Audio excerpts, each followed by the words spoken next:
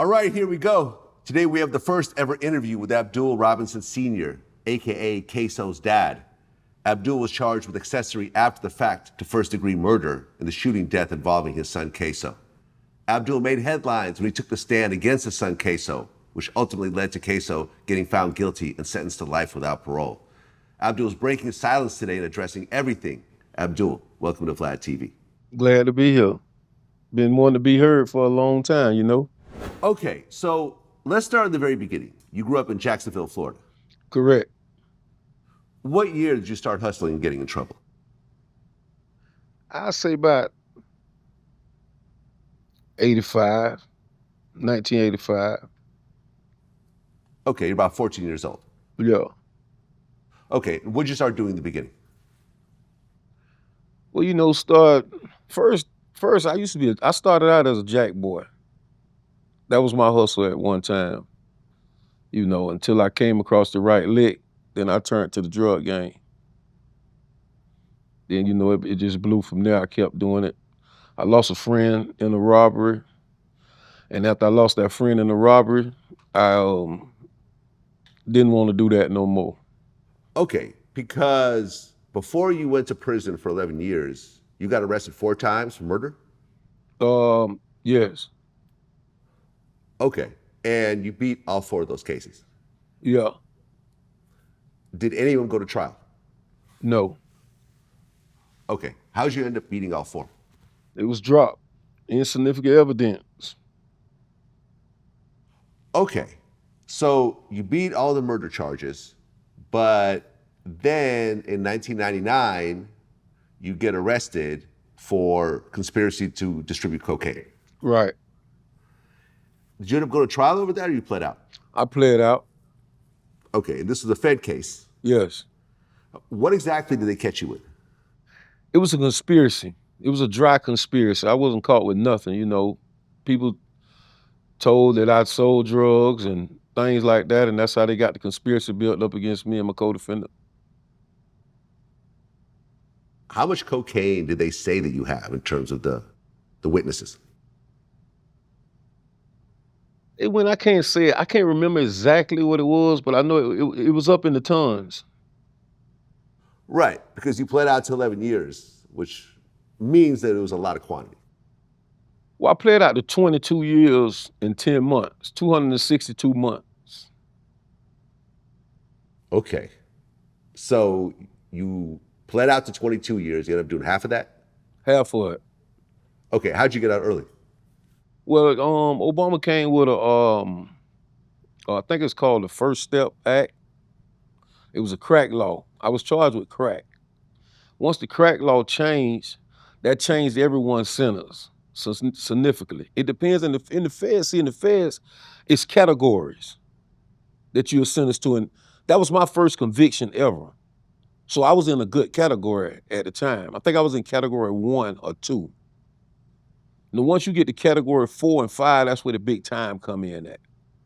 And so that's how my time got reduced.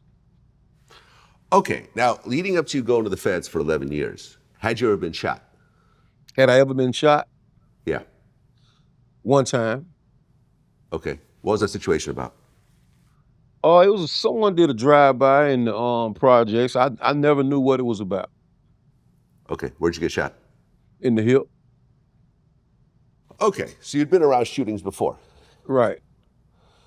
So you go to prison and you're in the feds for 11 years. Yes.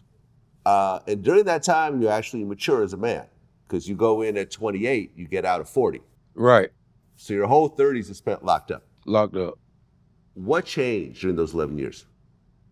Well, see, in the feds, you around a lot of different caliber dudes. You can in the feds, you got an opportunity to learn a lot of things too. It depends on how you want to do your time. And around certain dudes, you're gonna mature because you're gonna think you was out there doing your thing, but you're gonna be around some guys and dudes that was really doing their thing. And it makes you think like, dang, I was really in the way. I wasn't really doing nothing. You be in the feds with dudes who forfeit $1.7 million easily. Dudes have so much in And once you see you look back at your situation, reflect on your situation, you like, I was really in the way. Then, you know, once you kind of mature, you can mature from prison or you can come out a better criminal. Okay, and you matured. Yeah, a lot. Well, before you went in, you had multiple kids. Right, You had Hakeem Robinson, aka Ksoo, right, Abdul Robinson Jr., aka Crazy K, right. and you had a stepson named Willie Addison Jr., aka Boss Goon. Right, Now, not your biological kid, but you raised him since he was 3 months old. right. Other kids as well? Oh yeah. Okay, how many more kids? Well, how many total kids did you have when you got locked up? When I got locked up, I had like 9. Okay, so no condoms, no pulling out. You were just doing your thing. Huh? No, I ain't wasting no nut. Okay, so you do your 11 years, you get out at age 40 in 2011, and you get reintroduced to your kids, who at this point are wild. Wow. Wild is an understatement. Okay, explain. Well, when I got out, you know, I have another son. He was doing his thing too, you know, and they was into all kind of shit, you know. And before I went to prison, I could walk down my grandmother's street. When I got out of prison and I came to my grandmother's house, and I was walking down the street, and they was like, "Daddy, you can't do that no more." I said, "What? I can't walk down my grandma's street?" They said, "No, you can't do that no more. It's a whole lot going on that you don't know." So, shit, I listened to them, and I got off the street. Simple as that, you know. And they was into a lot of things that I don't want to really mention, but it immediately put my life in danger. Just by me being their father, by me having a reputation, I had to move a whole different way. I had to adjust everything in my life, you know, because what I didn't realize is that they were already the man who they was gonna be at that young age. Smoking cigarettes, getting high, doing their thing.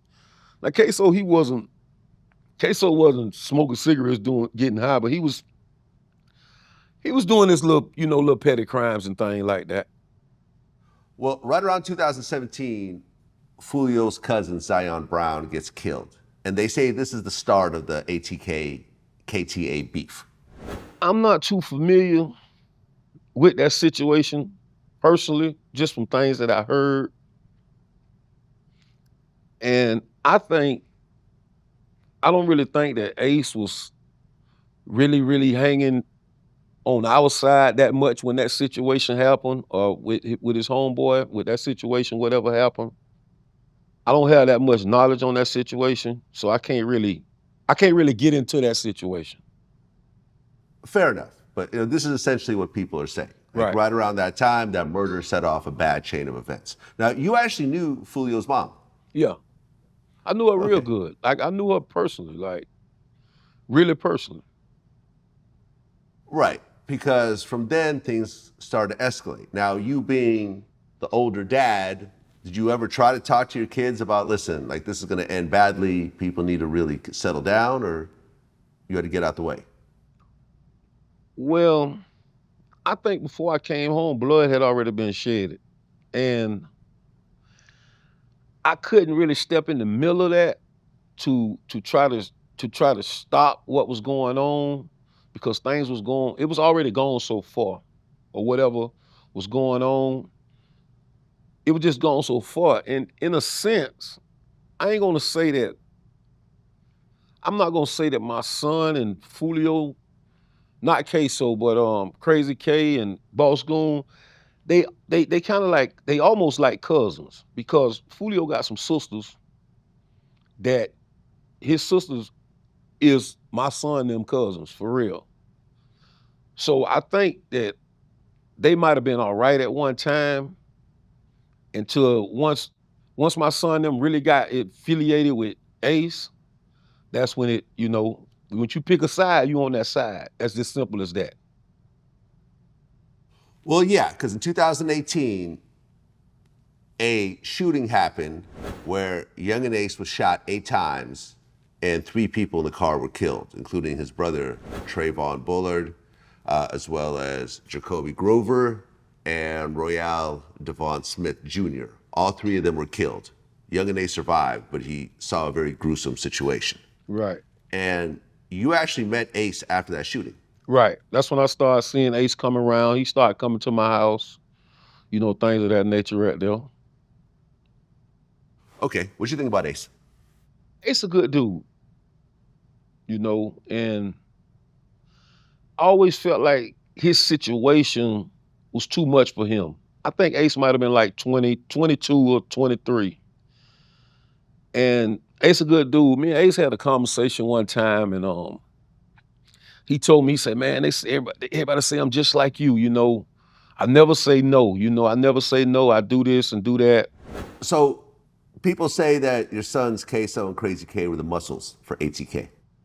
Well, Ace had to come over there to that side. He was running with some dudes from out west. They weren't strong enough for that situation. So he had to move to that side. Queso and Crazy K, they made it where ATK can move around the world like how they move around the world. When you go to ATK, they respect Queso. They respect Crazy K. So they gotta respect Ace because them his homeboys. If it ain't for them, ATK fool in the world. Period. Okay. What does ATK stand for? Because when I asked Young and Ace, he wouldn't tell me. And ATK stands for? And let's see that meaning. See, one thing about ATK, nobody know the meaning of ATK. Okay. Nobody know. I got the whole world screaming ATK. But Is it a secret? Or? Yeah, it's a secret. Nobody know. All right. Nobody know. Nobody know what it means. It don't mean no violent. It don't mean. It's like it's something behind some other shit. You know what I'm saying? Okay. So nobody know what it means. I don't know. Okay. I'll leave it at that. I know this much though. I know that Ace didn't start that. Crazy Okay, K. your son Crazy K started it. Crazy K started that. And I tried to tell Crazy K to get his paperwork, do all his business side of it, but he trusted in Ace. I'm not speaking bad on Ace, but when you the head of a situation, you got to take care of everything under that situation properly. So I want to talk about the incident on January 15th, 2019, where 6 people were in a car, including you, Abdul, as well as your nephew, who we have here, Sam Cooper. So I guess a show had just happened that night? Yeah, Boss School had a show at I think that's a club called Paradise on it's out on Bay Meadows. Yeah, we had a show that night there. And then you guys went to a strip club afterwards? No, that was the strip club. The show, it was at the strip club. Got it. Okay. And Sam, you went with them as well, right? Yes, sir. Okay. And there were 6 people in the car? Yes. Can you list them all? It was me, my uncle, both of my cousins, 3 of my cousins, and a friend of my cousin. Right. So it was you, who is Abdul's nephew. Yes. Abdul himself. There was Willie Addison Jr., aka Boss Goon Jr. There was Crazy K. There was Moody and Red Dot. Correct. Okay. So what happens when you guys start leaving the strip club? As we got off on a street called at like Spring Park off of Emerson. As we got up to the light, cars pulled up on us and opened fire. How many shots were fired? I'm not sure. I'm not sure at all. But it was a lot. I was told it was over 100. Right, because everyone in the car got shot 7, 8 times at least. Yeah. So over 100 shots got fired. Right. Both of you guys were in the car. What was going through your heads as this was happening? Well, me, as I heard the first shot, I jumped up and was gonna push my cousin Crazy K out of the car, but I got hit in the back and I lost feeling. And then as I looked down, I seen him on the floor. I took my body and put it on top of his so he wouldn't get shot anymore. Okay. Abdul, what were you going through at that time? Well, I mean, in a situation like that, I don't really panic. So I had to keep myself together because I felt like I was responsible for everybody at that time. And it was just like, damn, they shooting. And so I tried to pull off. I think I kind of bumped into him or hit him or something like that, trying to bump into him. And once I'm hearing the shots, then I see Boss Goon get shot. And he kind of like went up. But when he came down, he was kind of like on the floor leaning over the seat. So I'm like, you good, you good, you good, but he's not responding back. But I'm driving at the same time, trying to watch the road, trying to watch what's going on. And I mean, fuck nigga must have shoot some little guns or something, really, to be honest with you. They pull up on the side of us with shoot that many times and don't kill but one person in the car. And so I'm driving. At the same time, I reach over and I grab Boss Goon and I hold his hand because I kind of hear him like guggling. So,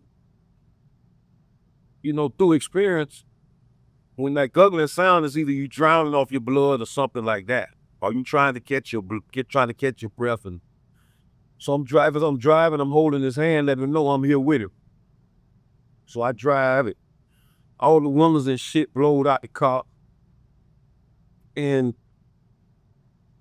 I don't want to wreck because I want to drive to the hospital. I don't want to have to stop, wait on the ambulance, you know, because that's going to cost. That might cost somebody their life. That's time in this situation. Once I get to the hospital, I pull up at the emergency exit. Nurses and I don't know if it's doctors or nurses, whatever, they see the car, they like in shock. So shit, I go to going to work. I'm here. I feel myself, I'm going back a minute. I feel myself when I get hit. Boom, when I get hit, it kind of throw me to the side. So I'm like, in my mind, I'm like, fuck it. I got to keep going. So once I do pull up to the hospital, I jump out. Nurses, they like looking, they in shock. They panicking more than us because I guess the scene kind of freaked them out. So I go to getting everybody out the car, getting stretchers on my own, putting them on stretchers, picking up everybody, getting them out. So I asked my nephew, I say, can you move? He say, no. So I say, you feel your legs? He say, no. Right then I know he paralyzed, but I don't want to tell him because I don't want him to panic. So I take the fuck nigga Moody. I throw him, I throw him across my shoulders, put him out, and put him on the stretcher. I wish I would have let that nigga bled out, right there. I take Red Dot,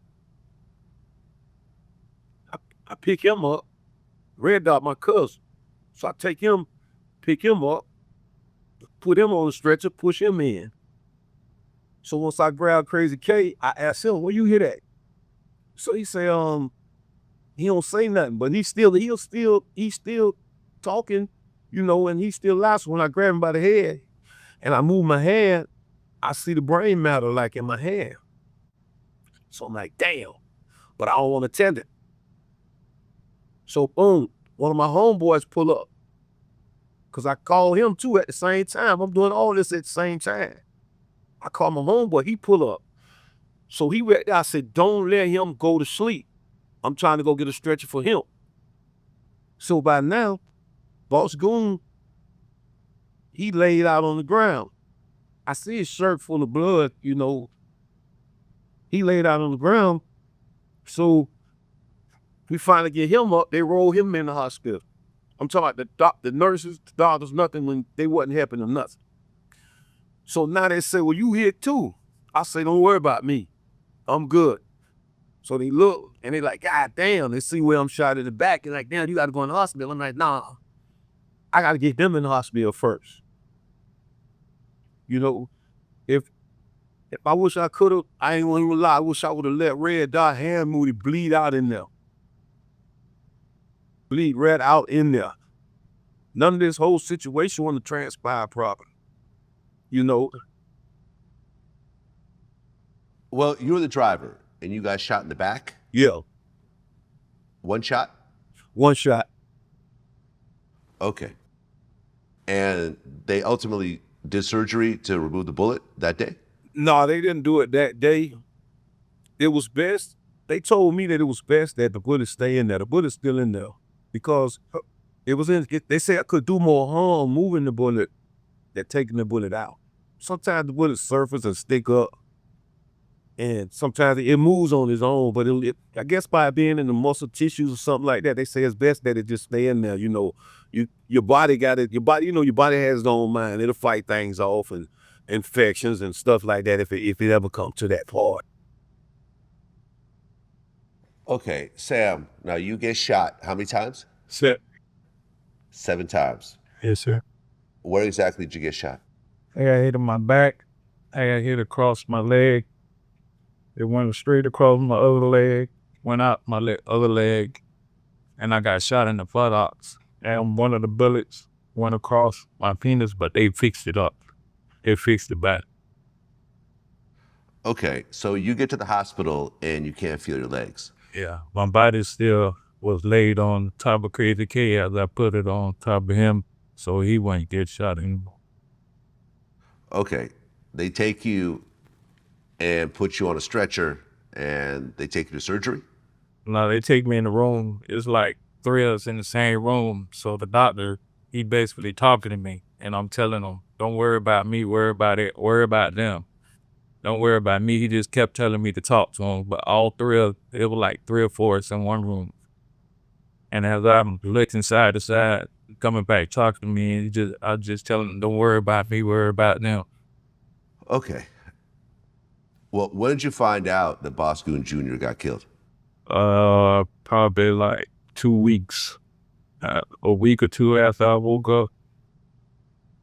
Oh, you went into a coma? They had put me to sleep and everything because I had to get surgery and everything.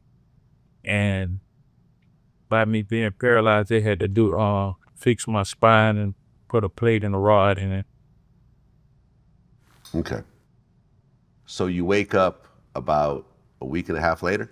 Yeah, because I had to have 2 surgeries.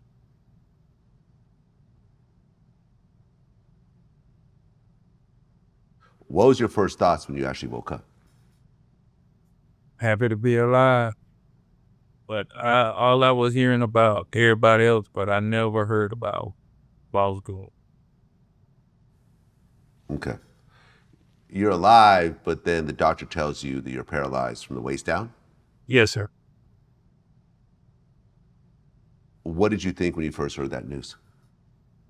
Wasn't really worried about it because I'm a strong person. I know some things could be fixed, some things can't, but I really wasn't worried about me at the time. I was just worried about my cousins. Right.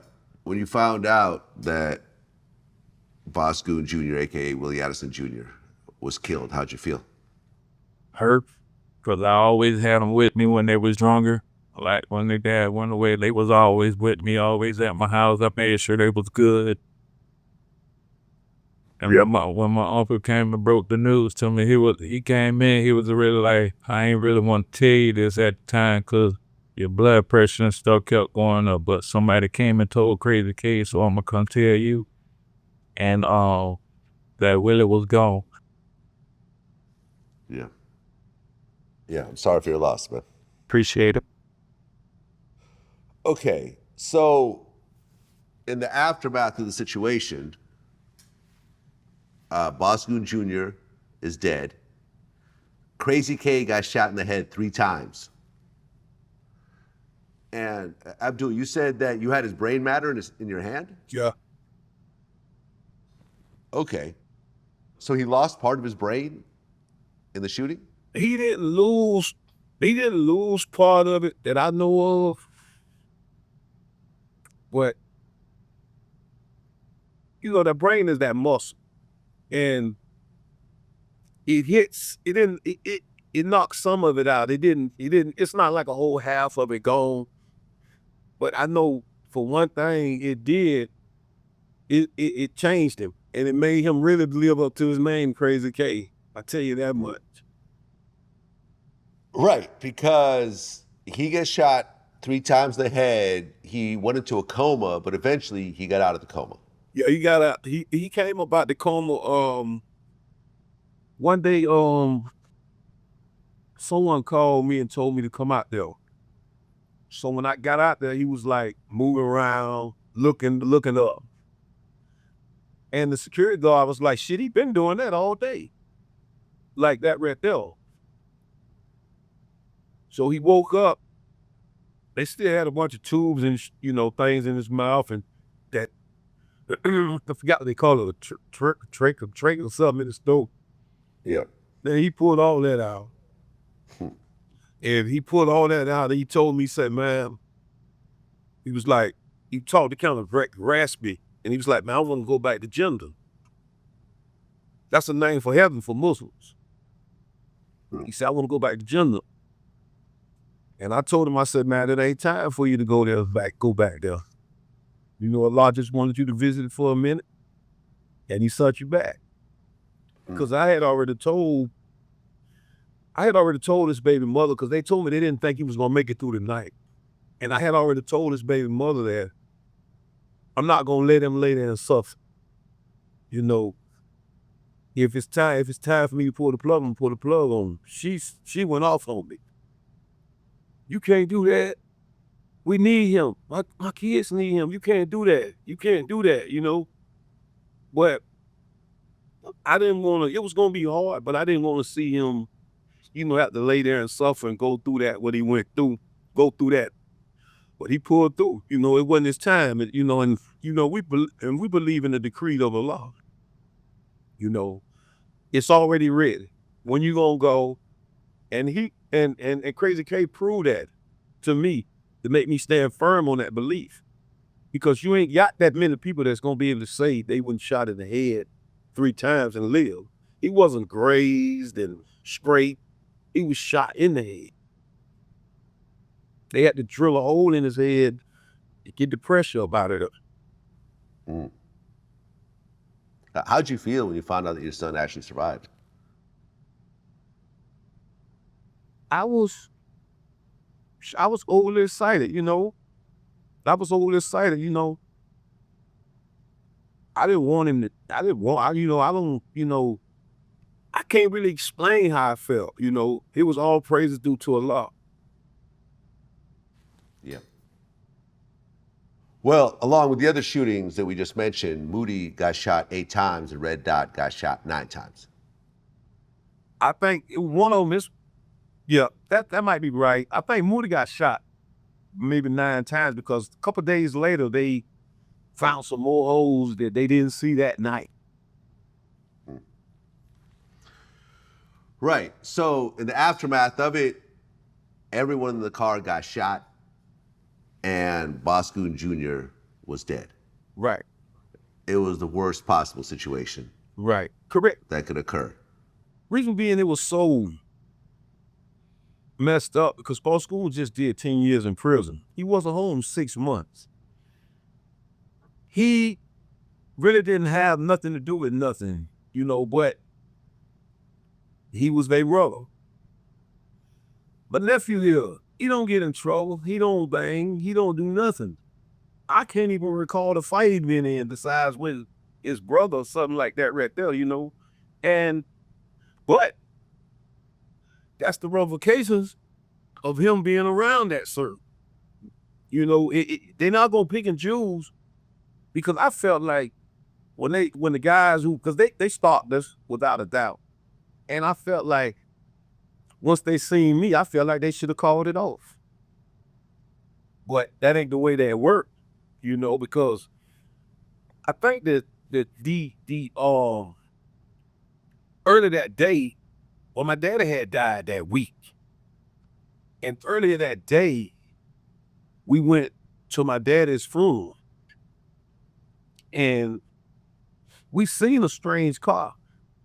You know, we seen a strange car parked, but I thought it was one of my brothers from my daddy. And he, you know, he wasn't allowed to come around. And I thought it was him sitting down the street, but I ended up finding out that it was those guys. And, you know, I think they kind of like stopped our page and seen that we was going to my daddy's funeral that day. Then that night we had that concert. And that's how they got the drop on us. We all got our head down, looking in the phone, not paying attention. Slippers count. And that's what happened. Well, Sam, that shooting is still unsolved. I think so. I'm not sure. Well, meaning that nobody in those cars that shot up your car has been arrested, convicted, anything else like that. How does that make you feel with you being in a wheelchair right now? Like Mom could say, I don't be in nothing. I'm still trying to get my legs back right. Still going to therapy and everything. I don't be around trouble and everything, but hey, it's bound to happen one day. So I'm just living my life, thanking God every day for keeping me alive.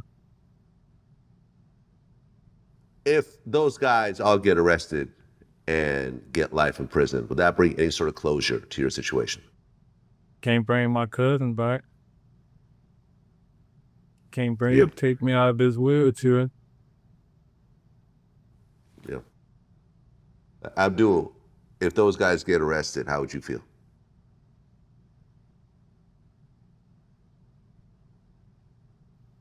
I wouldn't want them to get arrested. Why is that? Okay, we'll leave it at that. Right.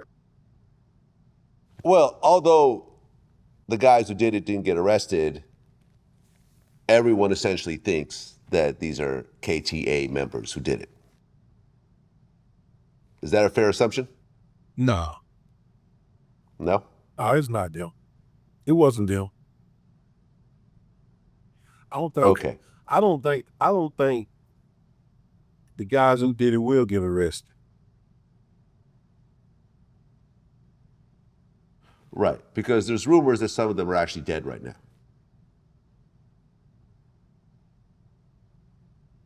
I don't know that. Who knows? Yeah. Well, before I let you go, Sam, I'm really sorry about what happened to you. And, you know, especially someone who was not involved in any of this. You were just hanging out with your family that day. And, Appreciate yeah, it's just sad. It's just very sad. You know, to both of you, you guys not only got hit yourselves, but you lost people that were close to you, people around you were shot. Just a horrible situation that no one really has to go through, that no one should go through. But unfortunately, you guys did. But at least you guys did survive, and I'm sorry for everything that happened. Yes, sir. I appreciate that. Well, that shooting happened on January 15, 2019. And 2 weeks later, another shooting happened involving one of your associates, Butta, aka Dominique Barner. Right. Tell me what happens there. Well, you know, it was rumors that it was P Money who shot the car up. That was never confirmed, which I don't think he did it. I know he didn't do it. And I think some kind of way Butter got the drop that P Money was at a tent shop off of Emerson. And Butter and his homeboys, they loaded up and they went over there to try to hit him. I mean, whether P Money did that or didn't do that, it would have still been a good lick, regardless. And in the process of them trying to shoot P Money, they shot an innocent white guy riding his bicycle down the street and killed him. P Money jumped in his car, go behind Butter and them, shoot their car up, shoot dude named Crazy Chris, and shoot Butter. Right. And after the shooting happened, they actually called you for help. Right. They didn't really call me. They contact somebody to contact me. They didn't really have a line straight to me. Butter was shot in the leg. He should have got shot in the head, but he got shot in the leg. And he needed some money to go. He wanted some money to go out of town. I went and met up with him, and I gave him a couple of dollars to get out of town, only because of the person he reached out to reach out to me. I went on their face, not on Butter's face. I went on their face. When I got to him, he was shot. I gave him some money. He tell me what happened. Then he headed out of town because the guy who was with him got shot a few times, Crazy Chris, and he thought Crazy Chris had died because they left Crazy Chris and they thought he died. But Butter left. I didn't see Butter for months, a couple of months, for a few months after that. When I seen Butter, the same person who called me, they called me again and they say Butter can't stretch his leg out. The person who called me, they knew I had a doctor on my payroll, and they asked me to take him to the doctor. I took him to the doctor. The doctor did x-rays and they seen that the bullet was between the bone in his knee. And the doctor that I knew, he couldn't do it because he had to give him surgery to take it out. Butter told on the doctor too, and so the doctor told him, man, you need to go to the hospital. You have to go to the hospital. So Butter left. He eventually went to the hospital. They took the bullet out. They kept the bullet. That's how they matched the bullets that was in his car to the bullet that came out his leg. But I don't think it still was enough to charge him yet because they were still out till another incident happened. Right. Because on February 25th, 2019, Adrian Gaynor Jr., AKA Bibby, 16 years old, ended up getting killed. And Queso was later charged with second-degree murder and then upgraded to first-degree murder in that situation. And investigators say, and the witnesses identified Queso as the shooter. Who, Bibby the basketball player? No. What, Bibby from, wow. Who was Bibby? He was shot at the 7,000 block of Carroll Court, the Hilltop Village Apartments. I don't know Bibby. Right. Well, that case is still pending right now, and your son Queso is being charged with that murder. Oh, with that case? Yeah. What is it, Fulio friend or something like that? I'm not exactly sure. Okay, so we fast forward about 2020. There is a guy named Lil Buck, AKA Charles McCormick.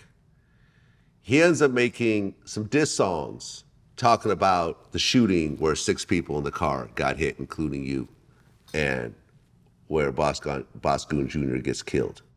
Nigga dark and you ain't even take it so. Shooting Glock in airs too. 4-5 they got record. Hood hot a dinner stove. Circle small like a Cheerio. Homeboy died on his birthday, 23. Ain't hit no more. Caught that nigga at the light. Y'all call went folk to big. What kind of Glock is in your hand? It's a 23. 5 niggas got hit up, 6-2. What's no 2-2-3? Who that on Whitley. Quokka screaming up a hill. Headshot instantly. It ain't no fair, no. And that song comes out, and Lil Buck ends up getting shot over that song, but not killed. Right. So did you know who Lil Buck was? No, I didn't know him. I learned of Lil Buck when he made the song. When somebody showed me the song, and I mean, you could have looked at Lil Buck on. He was a goofy, you know. He was trying to be cool, and I guess that's why he got cooled off. What exactly did he say in that song? From my understanding, I heard he had everything wrong in the song. Okay. I never listened to the song. I didn't really. I'm old school, you know. I don't really diss the dead. I don't really talk about the dead. I mean, they dead. What the fuck? They can't hear you. Yeah. You know, if I got a problem with them, I'm gonna go look in the mirror and say what I need to say, and that's gonna be that. Right, because I don't think Lil Buck was one of the shooters that shot your car up. I don't even think Lil Buck probably ever shot anybody. Right. But making that song, he now jumped in the water in that whole beef. Jumped in the water. For some reason, boy, Lil Buck, it wasn't the first time Lil Buck got shot up, the police pulled up. The second time he got shot, the fucking police pulled up. And I mean, Lil Buck, he jumped in that water trying to be cool. He chasing clout. But then you had a fucking temporary service looking for a job. So I felt like he think he could have picked and choose when he want to be a gangster and when he want to be a worker. A regular citizen. Let's not say worker, a regular citizen. Well, then on January 15th, 2020, exactly 1 year after the shooting where all 6 people got shot, an actual murder occurred. So a Nissan Altima was seen fleeing the scene. And before that happened, a masked shooter jumped out and chased down Lil Buck and shot repeatedly. Now, it was later found out that Butta was the getaway driver. Right. Your son, Queso, they said was the shooter, and ATK Scotty was involved as well. Right. So all this happens, and you have no idea about any of it until you get a phone call that day from Crazy K. That morning. Yes. So describe that phone call. Boy, this part here gonna get me in some trouble again. I was at a hotel cheating. You know what I'm saying? Fucking off. And I get a call from Crazy K. And he like, hey, man, Scotty need a ride. I'm gonna drop you his location. I say, all right, bet. So I'm trying to drop the little chick back off. She got an old man too, but she gotta be, you know, she gotta be back in place too. I'm blaming you for this shit here when I get cussed out for this now. But so I get the location, so happened, the location about 5 or 10 minutes from me. Anyway, I take the little chick all the way back home across town, cause I don't really want Scotty to see the chick. He's a little young chick, you know. And I take her all the way across town. I drop her off, then I go all the way back to pick Scotty up. So I go back to pick Scotty up.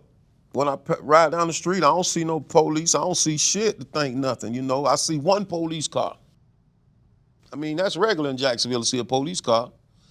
I pull up to the house where Scotty at,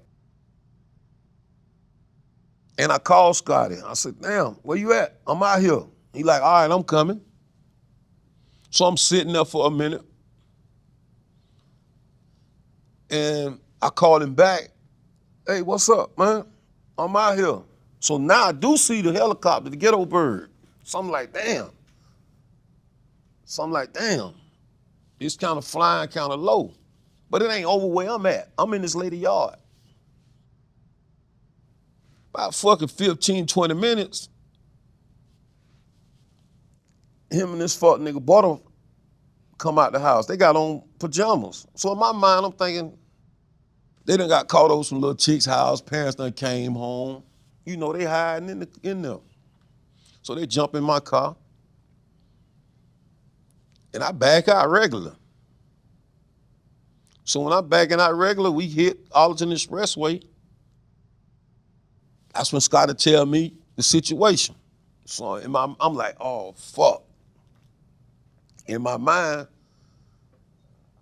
I'm like, damn, I gotta get them out of this car. Cause I'm in my car. I'm in a fucking orange Challenger. I'm riding my shit. So once he tell me about this, it was an old lady in the house. They done had her held hostage in the house. I'm like, oh, fuck. I'm like, damn. But on the strength of Crazy K, I'm going on through with the situation. So we go over to Grand Park and we switch cars. So once we switch cars, we get out this orange loud ass car, and we get in a Impala, one of my daughter's cars. And I take them out to my house because I stayed far out, and I take them out there, and I drop them off and I leave them. And I left. So they tell me I took their clothes with me. So I took the clothes with me, and I took the clothes and I burnt them up. So, and that was my end of my dealings with them right there, for us that day.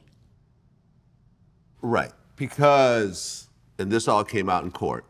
Right. After the Little Buck murder occurred, and it was ultimately Queso, aka Scotty, Crazy K, and Butter. Butter was the getaway driver.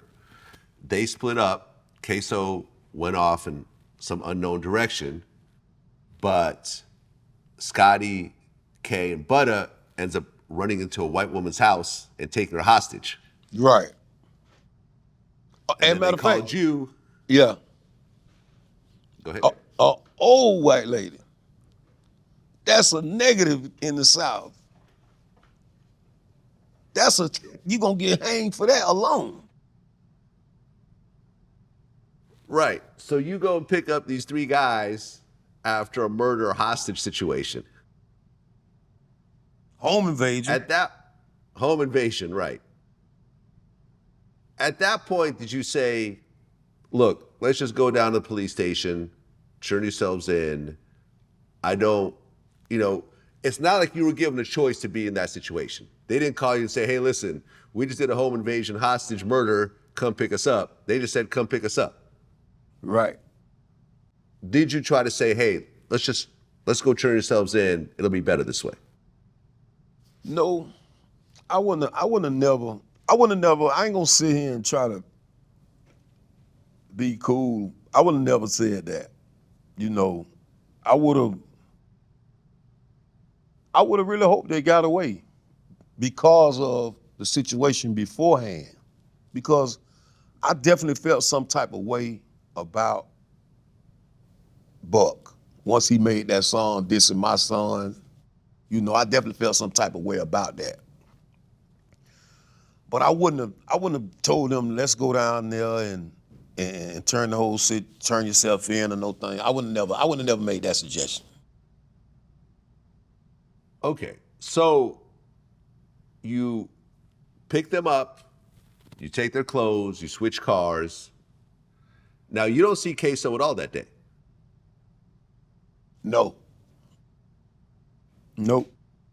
But that same day that the murder occurred, Queso made a post on social media that said, kill a N-word and get my toes done, Right. which ultimately was used against him in court. Right. Me and him got into it. We got into it about that. You know, I'm like, man, take that shit down. You know, take that shit down. You know, Queso felt like I was old, I was rusty, you know, my gun hung up. I don't know what's going on, you know, but I'm thinking in the long run, like, this shit gonna come back to bite you. This shit gonna come back to bite you. Like,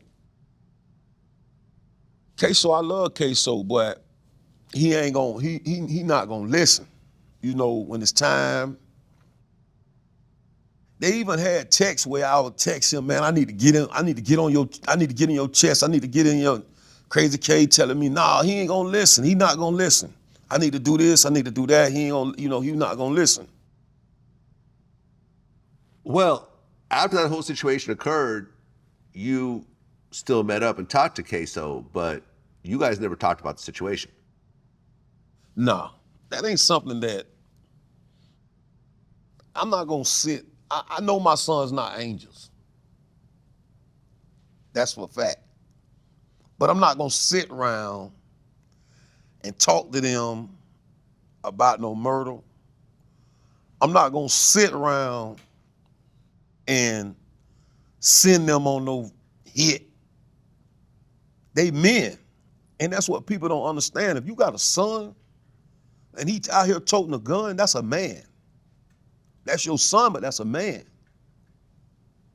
And I'm not gonna sit around and tell them to do this here. You know, I done seen people say, I groomed them for the streets, I did this for them. That's a goddamn lie. I don't even let them cuss in front of me.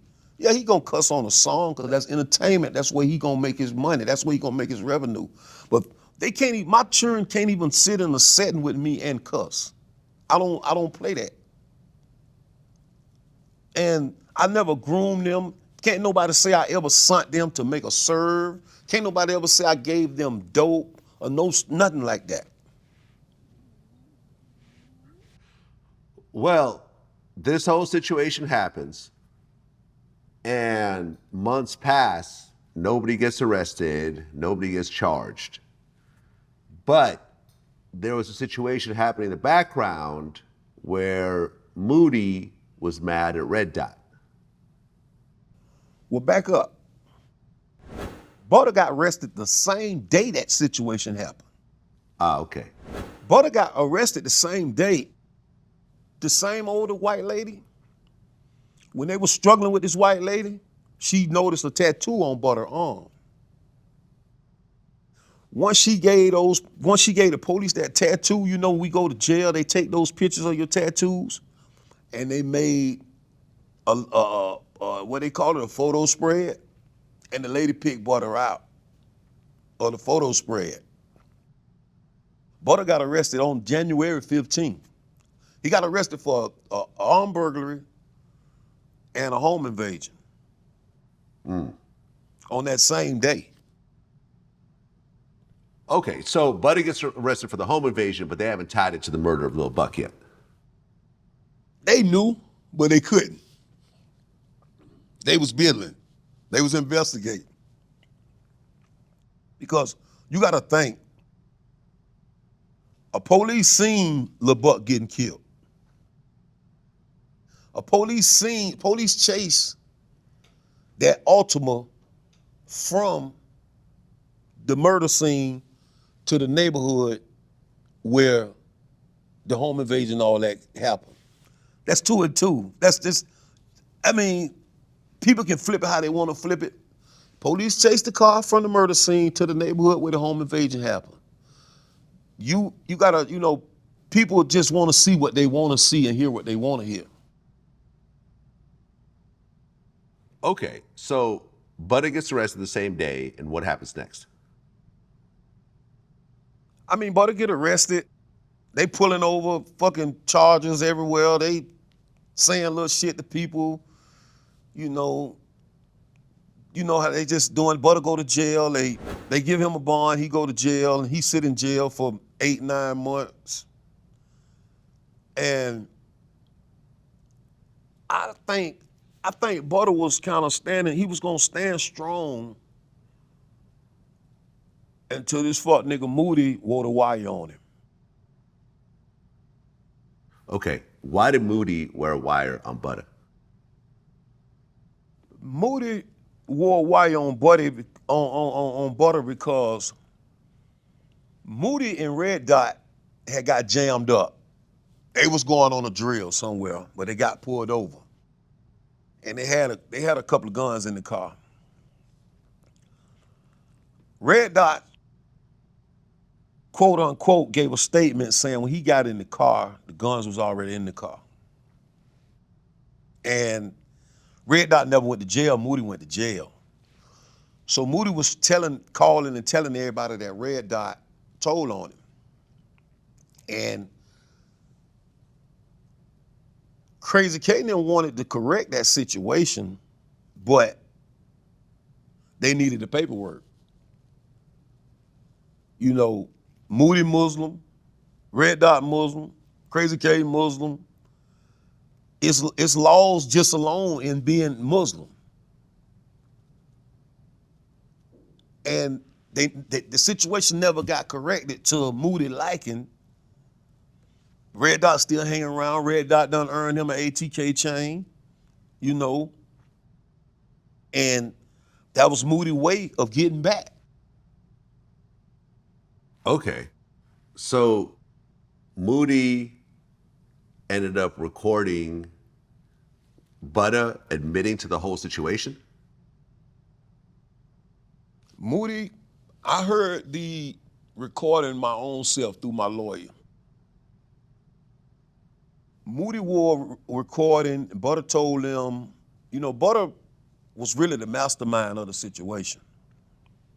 And Butter told him how he looked up, found out where Lil Buck stayed at. Told him that I came and picked him up, told him that Queso jumped out the car and shot the guy, killed the guy. Told him everything. Moody wore the wire, Moody got all that on recording. Once Moody turned the recording back in to the police, to the detectives or whatever he went in for, they moved Moody from that jail to another jail. Then they take Moody to another jail. They take Butter. They come get Butter from the jail and take him to the interrogation room. When he walk in the interrogation room, they playing the recording. Butter walks out. He don't say shit.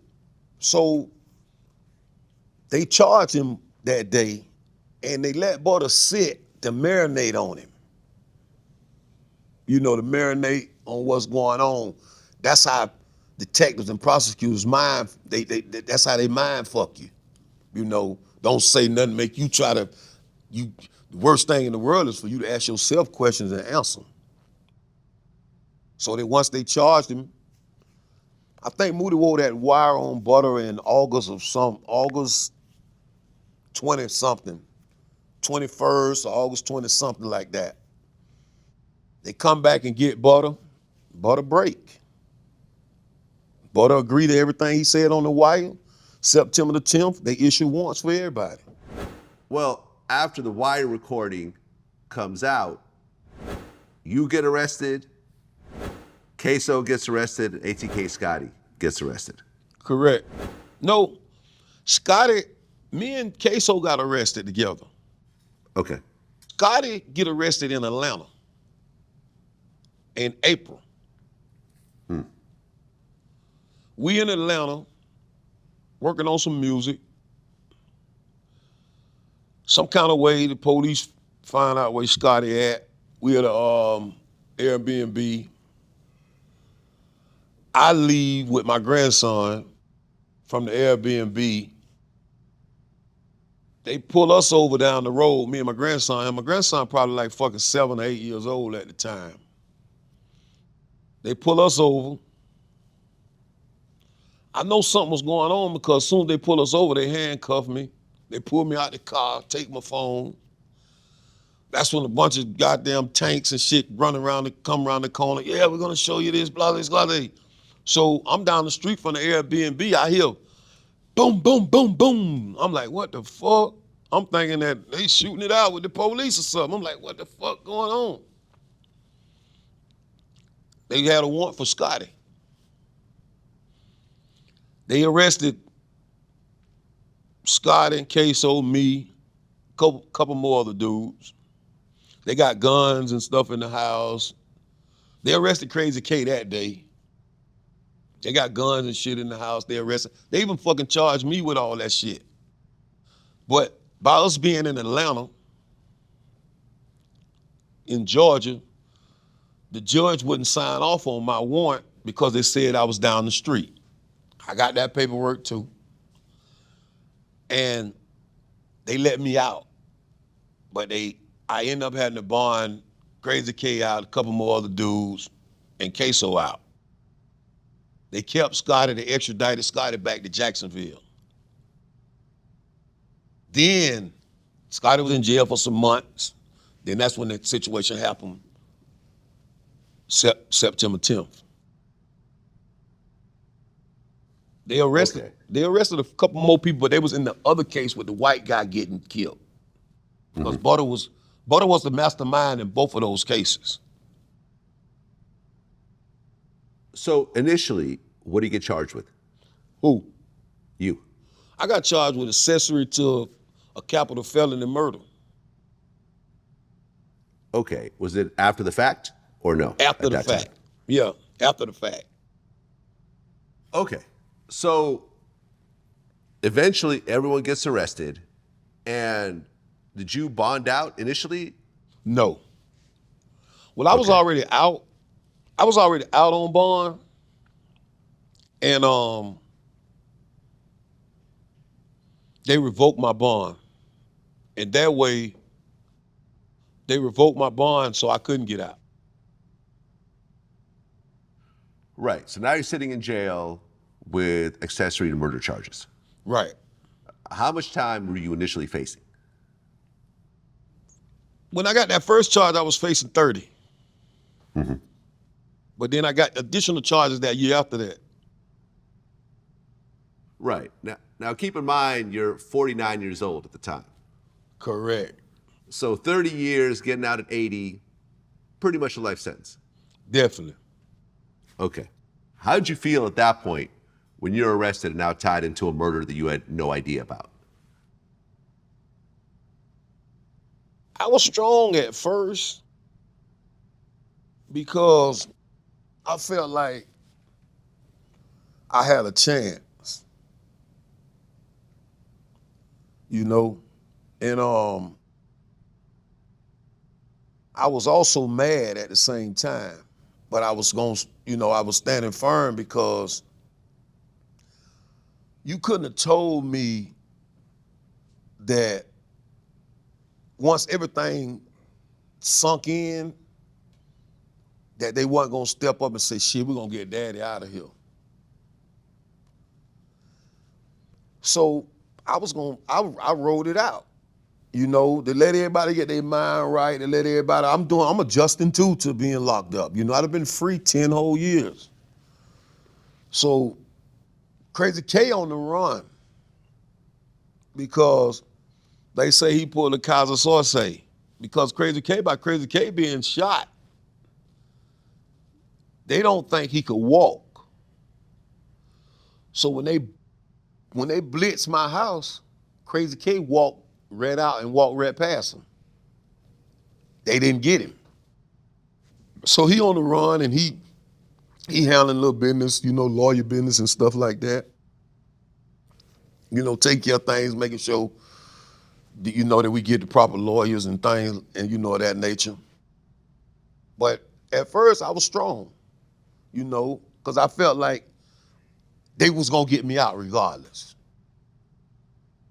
Right, but no one's getting you out. You're still sitting in jail. Right. So, as a backdrop to what's happening, 2021 rolls around.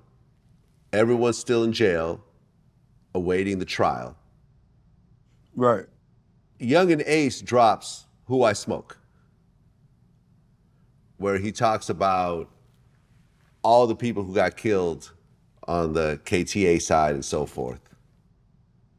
Fulio drops When I See You, and he films it at a graveyard, holding up the pictures of people who had died on the other side, some of them teenagers. And this, I felt, was sort of like the height of the Jacksonville rap beef in terms of how big those songs got. Right. How did you feel sitting in jail along with your sons, getting dragged into this whole rap beef that's now escalating even further? Number one, goddamn Ace should have paid for them boys' lawyer with some of that money he made off Who I Smoke. That's number one. It was always a low situation for me because I got to worry about everybody. I got to worry about myself. I got to worry about my sons locked up. I got to worry about my sons on the street. You know, but at the same time, I'm still going to stand strong because I know even if they didn't get me out, I would have preferred them to say, hey man, dude ain't know nothing about what happened. Even if it didn't get me out, show me that you got some kind of concern about me. Now, whether they think like that or they don't, because you know these young guys, their mind frame is different. Okay, what you think about Ace? Ace a good dude. Me and Ace had a conversation one time, and he told me, he said, man, everybody say I'm just like you, you know. I never say no, you know, I never say no. I do this and do that. And it was just like a few years ago that I started feeling a different way towards Ace, you know. I think I got a letter from an attorney, and the letter might have came to me instead of going to my son, but us having the same name, a lot of stuff used to get mixed up in that jail. Because it was three of us in jail under that name. So a lot of stuff starts. So once I get a letter from some attorneys, and it shows that Queso and Crazy K are fighting their case energy. Meaning their lawyer not getting paid personally. Their lawyer getting paid from the state. So, you know, once I see the damn, they private attorney turned into a state attorney, really. And I say, well, what's going on? But now I'm kind of on the outside of the circle. So I really don't know what's going on. Then when I see Ace make a post, because I see everything in jail, you know, cell phones in jail, you know, you see everything in jail. So once I see Ace make a post about he done went broke paying for Queso and them lawyer, I'm like, wait a minute. He not paying for their lawyers. I'm not gonna say, because I don't know whether he ever paid something on their lawyers, but I know that their lawyers wasn't fully paid. And that's why I feel like Queso lawyer, they kind of dumb it down after that. I don't feel like they did their job properly with him. Because I feel like he always still had a chance to either come out of that situation or come out of that situation in a better spot than he in now. Okay, so you're sitting in jail with a accessory to murder after the fact over the Lil Buck situation. But then you get hit with another accessory to first degree murder over the killing of the white guy on the bike. Right. And this is because Butta cooperated on that situation? Correct. And I guess Butta told the police that you offered $50,000 to kill anyone from 6 Block and you gave them a van full of guns. Right. Did that actually happen? Fuck no. Even in the event that was true, I wouldn't have never said it myself. Ain't no way I wouldn't have never rolled in a car full of guns. I wouldn't have never did that. You know, he wouldn't have never knew where the money was coming from. I get charged with a conspiracy to commit murder. Another first-degree felony, punishable by life.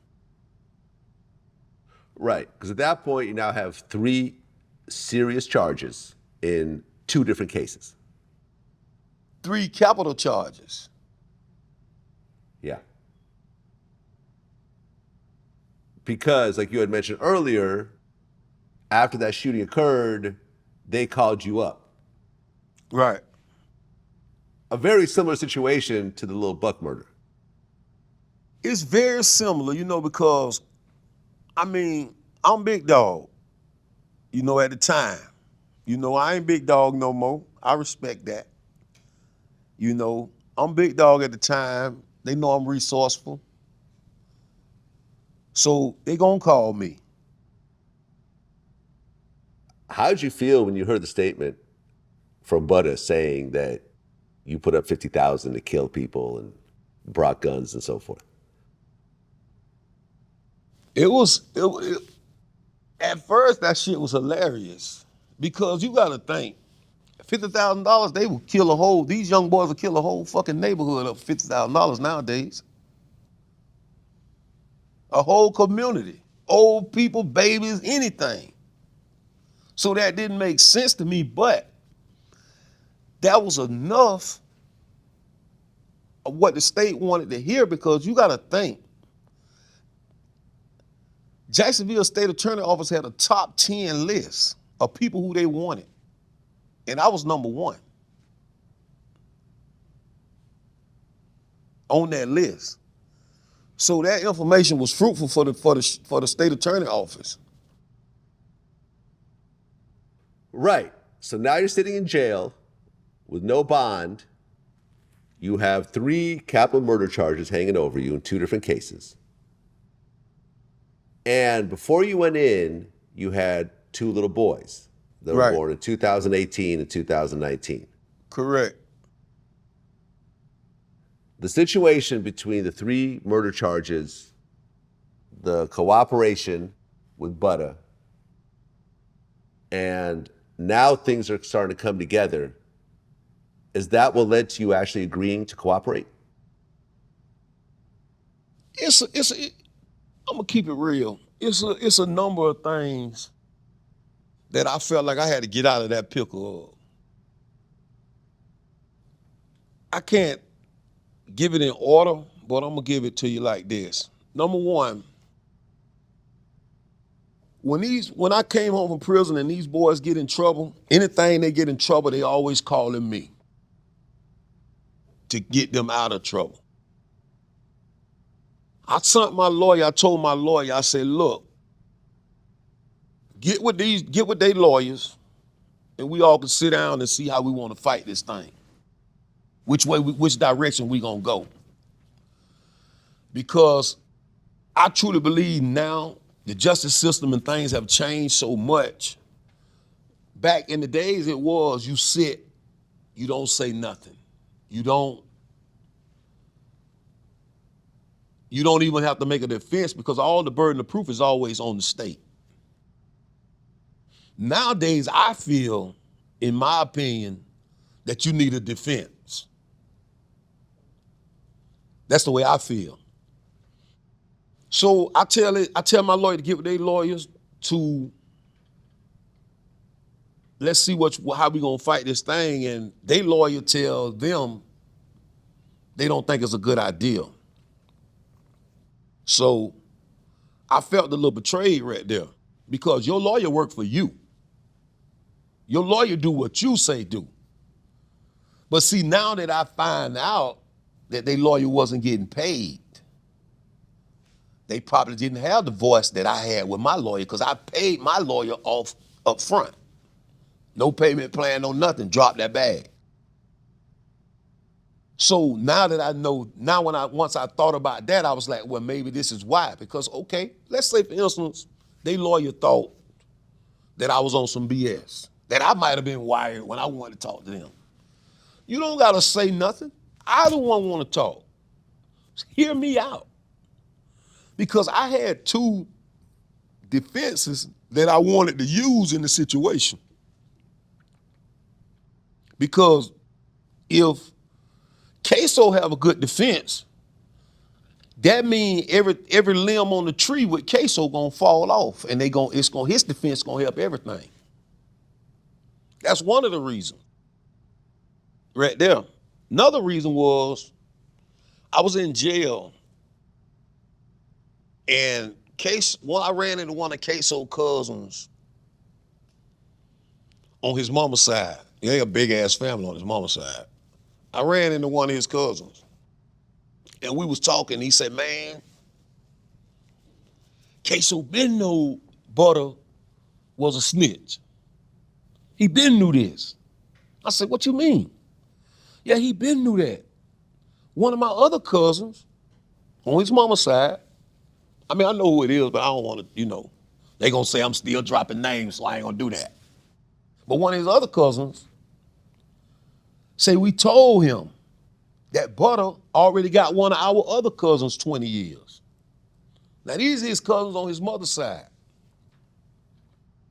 Then they say, man, they told him to get Butter from around. He a snitch. He done got this person locked up. He done got this person locked up. Then you had Queso got into it with this young lady. She tried to tell him that Butter was a snitch. But I understand why Queso didn't get Butter from around, because Queso was banking on Butter done pull so many triggers until he can't tell. So that's what I'm figuring. That's the reason why he didn't get him from around, because he should have corrected that situation. Once he knew, and once his cousin them told him that Butter snitched, he got their other cousin 20 years in prison, he should have corrected that situation. Well, the situation wasn't corrected, and Butter cooperated against everyone, pled guilty himself. So now you have someone who was at the scene who's now telling the whole story. Right. How did it feel when you finally said, yes, I'm gonna turn state's evidence, I'm gonna cooperate against my son, Queso, and I'm gonna have to actually take the stand? Man, that feeling is, I can't describe that feeling, man. It ain't a word in my vocabulary that can describe that feeling. In the back of my mind, I'm playing chess. That's in the back of my mind, but usually a chess game in the front of your mind. But in the back of my mind, I'm thinking, I gotta play chess. I gotta get up out of this shit. So I'm also thinking, if I lay down, Queso and them will lay down. Not saying that they need to tell on nobody. They'll lay down and get a deal. Because another reason, I got fucking paperwork stacked this high. I know it by heart. And I went over the evidence. I went over every paper piece by piece, day in, day out in jail. And I knew what we was up against without a defense. But with a defense, it would have probably made a difference with my defense of what I was gonna come up with. It was so much evidence, so much damning evidence on Queso, and Queso the target of the whole situation. See, when you the target with a state attorney office, them motherfuckers like pit bulls. When they bite onto you, they ain't turning loose. Well, look, it's one thing if you're a street guy and you have a reputation to cooperate, but cooperating against your own son, that's what got everyone really shocked.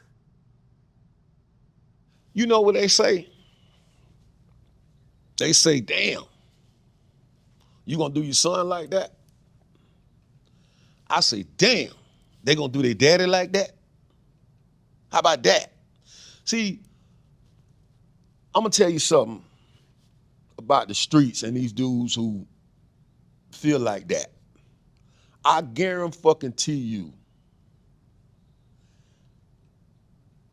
90% of them don't know their daddy. 10% of that, 5 of it, they hate their daddy. And the rest, they shaky with their daddy. Because if they lived in the house with me, and if they were my son, they would let a whole nother standpoint. They would have said, man, they need to get dude up out of there. See, I'm working off our relationship. The streets don't know our relationship because I done heard that I'm 50, I done lived my life, I should have took the case. 50, you just start living good. Look, it's a complicated situation. I'm not saying you're wrong. I'm not saying you're right. It's a situation, me being a father also, no one wants to be in. And everyone would like to say, oh, I would have done 100 years for my kids. I would have done that, until they're actually put in that situation. Definitely. Hey, definitely. I say it all the time, you know. To me, these gangsters, they are hilarious. Because how do you know what you'll do in a situation? Do you think that mother that ran out of burning house and left her child in there intended on leaving them? Fuck no. Yeah. If you in the car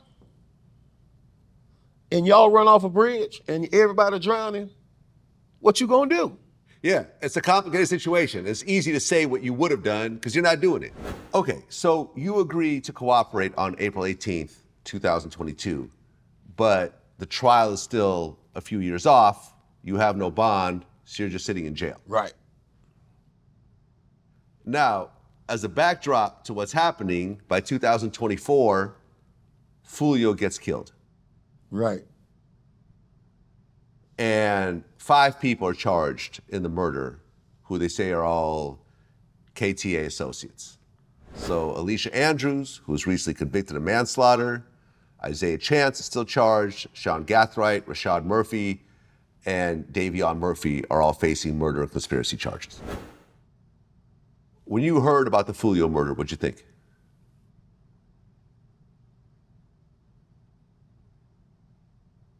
I was in St. Johns County Jail.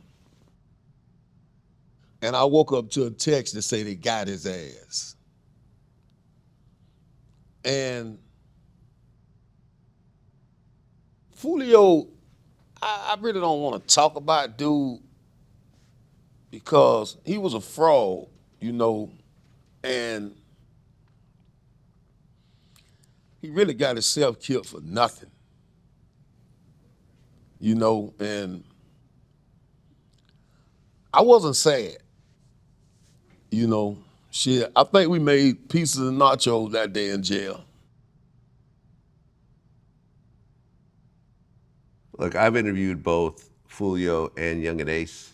I tried to de-escalate the situation. I asked both of them if they could work it out. Ultimately, it never got worked out, and Fulio got killed. I don't like to see anyone die, especially people who I sit down with. So rest in peace, Fulio. And there's now 5 people that are going to be sitting in jail for a long time, if not forever, over that situation. And overall, I just think it's sad because a lot of it, I feel like could have been worked out, but it just got escalated in social media and music and everything else like that. I was gonna try one time, but Crazy K, he told me not to because he said, man, Fulio, he ain't gonna do nothing but record you and he gonna flip it. And because reason being I wanted to try is because once Queso got that deal, I stepped to Queso and I sat down and I talked to him. And I say, man, you done made it. I said, you done made it. I said, man, you finna shoot past all these dudes. I never thought that Queso was a good rapper. I always thought that he was a great entertainer.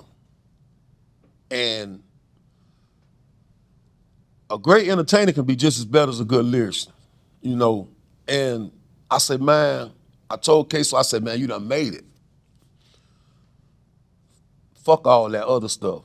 We gonna get out of Jacksonville, we gone, and you got it. Queso told me, say, look, daddy,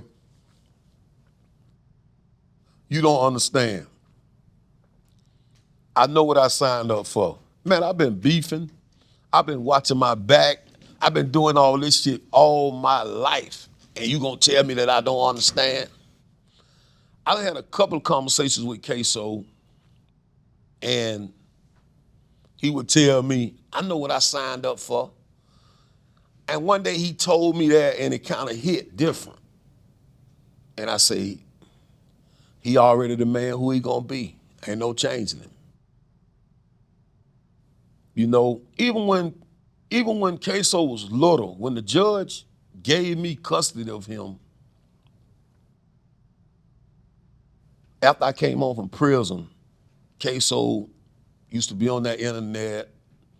I done slapped the shit out of Queso. I mean, he was a kid, he was my kid, so I'm not trying to say I slapped him on some gangster shit. You know, the internet will run with that. But I tried. I built businesses for them that they took no interest in because I took care of them.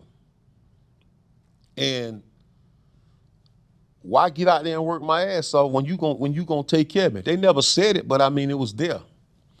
I didn't have the right boundaries set up as a parent because I didn't know better. I lived with the guilt of a father that went to prison because in my mind, I took responsibility for the way they was. And Queso mama know that I tried with him. Fought with him, literally, like physically, I meant. But she ain't gonna step up and say that. Anytime she done called me for him, I dropped what I did. I fucking went over there to get on his ass. Man, I done ran behind this boy. I'm talking about, when I say run, I mean run, chase behind him through the apartments over there. I used to go to Queso's school. I didn't even have to sign in at the school. They knew me by heart. Get on his ass. I don't care what I was doing. I'd drop it to go see by him. I done signed Queso up in football. I did everything I could to him. For him, I meant. And by me living with that guilt for going to prison all those times, I gave them a long leeway. Any trouble they get in, I'm gonna get you out. They knew that. They knew they had me. For real, they extorted me. You know what I'm saying? For real. You know, they really extorted me, you know. Yeah, I think every kid does that to their parents, And honestly. I ain't gonna, I can't justify. That's why I wouldn't get on here trying to talk all that gangster shit, because once I took that stand, I forfeited all that.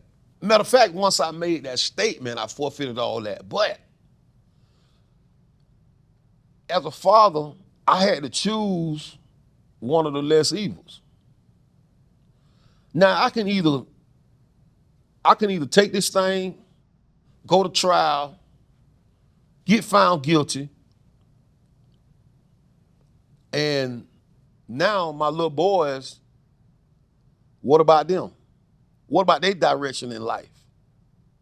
Because now they're gonna see a different daddy.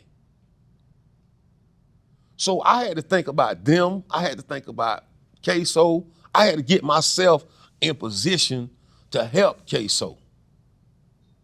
You know, Well, when you signed that paperwork and agreed to testify against your son, what did Queso's mom say to that? I never talked to her after that. I talked to her beforehand, and when I talked to her beforehand, I say, "What's going on?" I say, "Who is communicating with his lawyers?" Because I wanted to know what they were being told, because you got to think Queso was a kid, like, still, you know, when this shit happened. This case was it was a game to Queso now.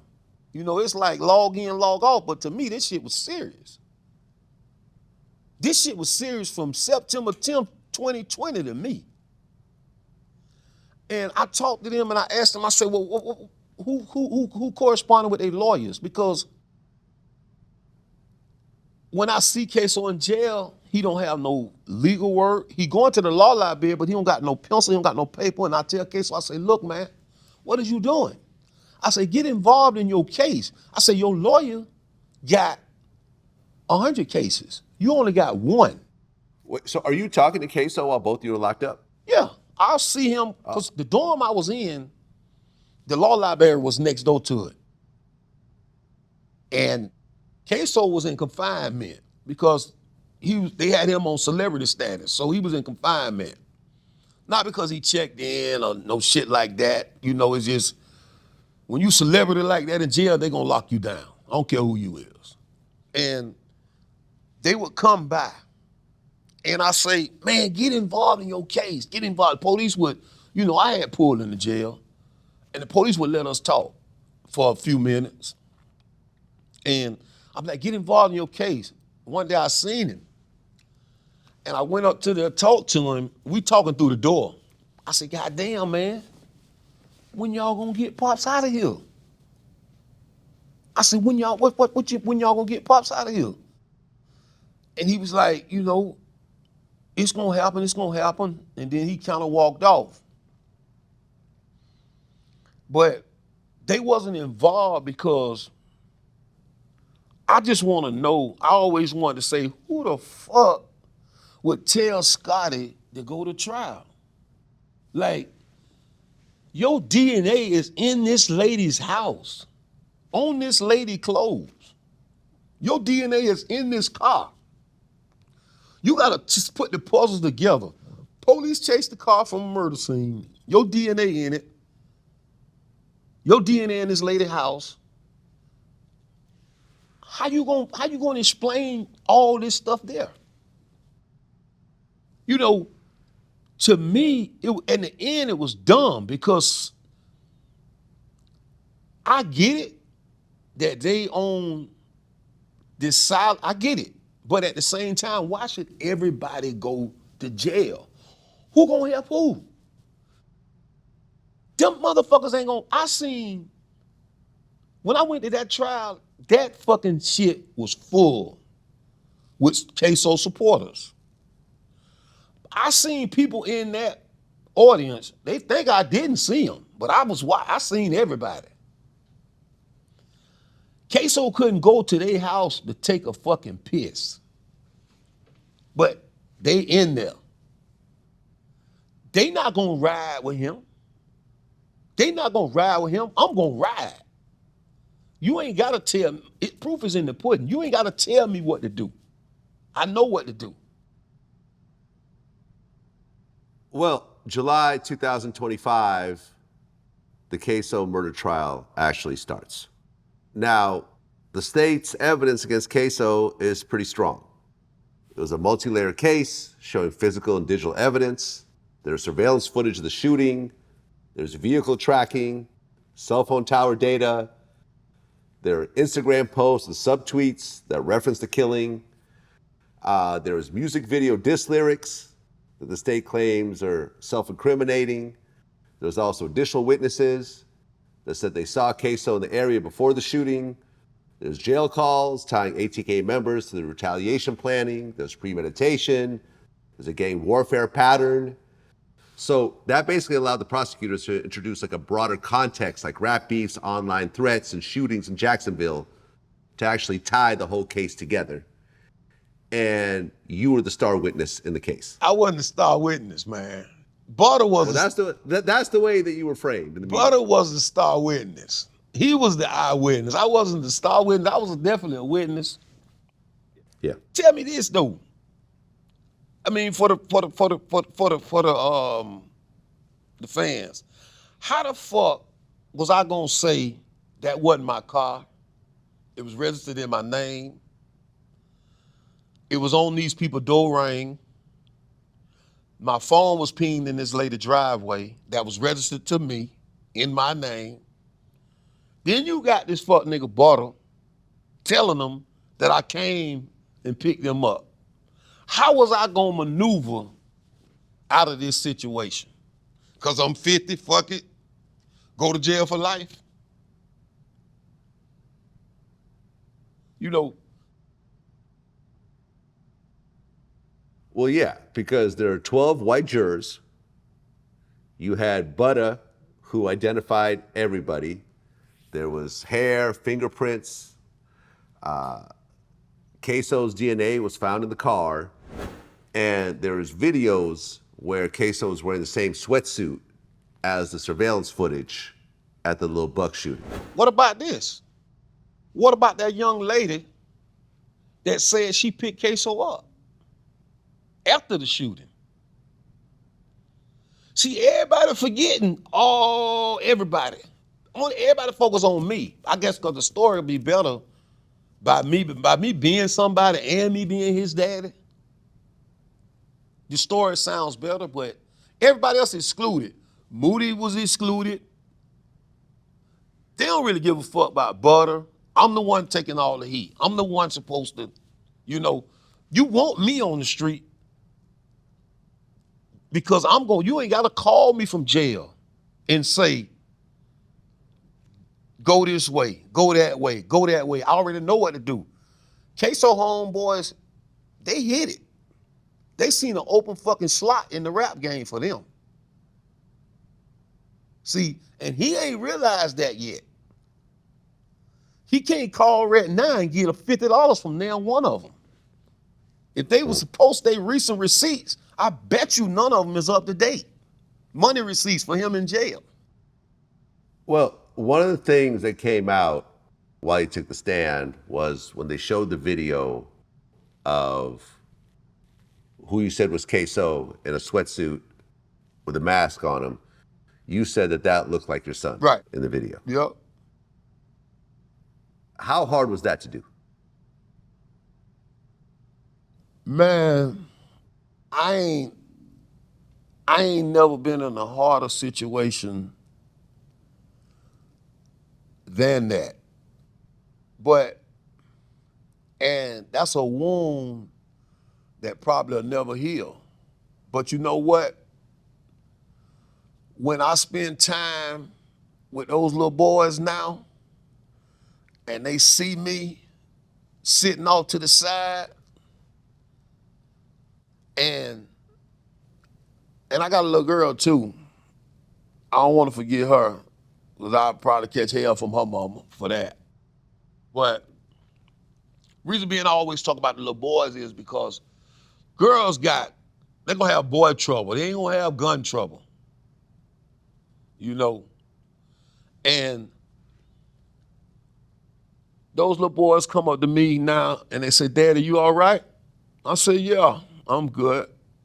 They say, it's gonna be all right. Everything gonna be all right, Then when it's time for them to go back home and they say, I don't wanna leave because you're gonna go back to work and I ain't gonna see you no more.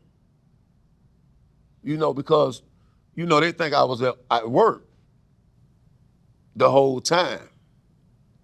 And I ain't gonna see you no more. You're not gonna come back to work. So when I look at that balanced the situation out for me. It wasn't a thing where I fuck Queso, blah, blah, blah, blah. I gotta get in position. I got to get in position to get Queso back on these appeals because ain't no money. Obviously, his homeboys ain't gonna get him back on appeal. You know, it's a weak chess game, you know, and I done been to prison. I don't want to go to prison for nothing. I already know what's gonna happen. Say I do go to prison. Okay, now I'm over here in this prison, Queso in this prison, Crazy K over here in this prison. Somebody come through to them. Oh, boy, we just left your dad over there in prison. Boy, he in a goddamn wheelchair. He old as a motherfucker. Nigga gotta hold the fucking phone up to my face for me to talk because I'm old as a motherfucker. In prison, fucked up. These young niggas don't give a damn how old you is. I done seen these young niggas be the 70-year-old in prison. 15, 20 years I'm in prison, guess what Queso and them gonna say? Man, we supposed to got daddy out, man. Well, the trial concludes, and your son Queso got life in prison without parole. ATK Scotty got life in prison. Crazy K, your other son, who pled guilty to accessory after the fact, got 12 years. And Butta, who told on everyone and admitted to 2 murders, got 25 years. How did you feel when you heard the sentences? You know, man, I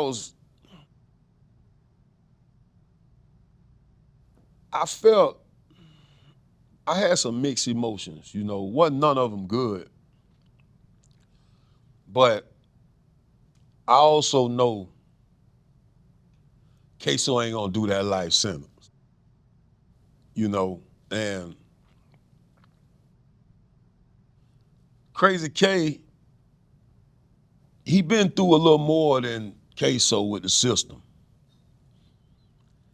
He was charged, Crazy K was charged with fucking first-degree murder. Same charges as them.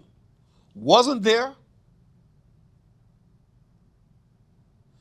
Had nothing to do with the crime, and still was indicted on first-degree murder. I would like to know what they told the grand jury to get that indictment.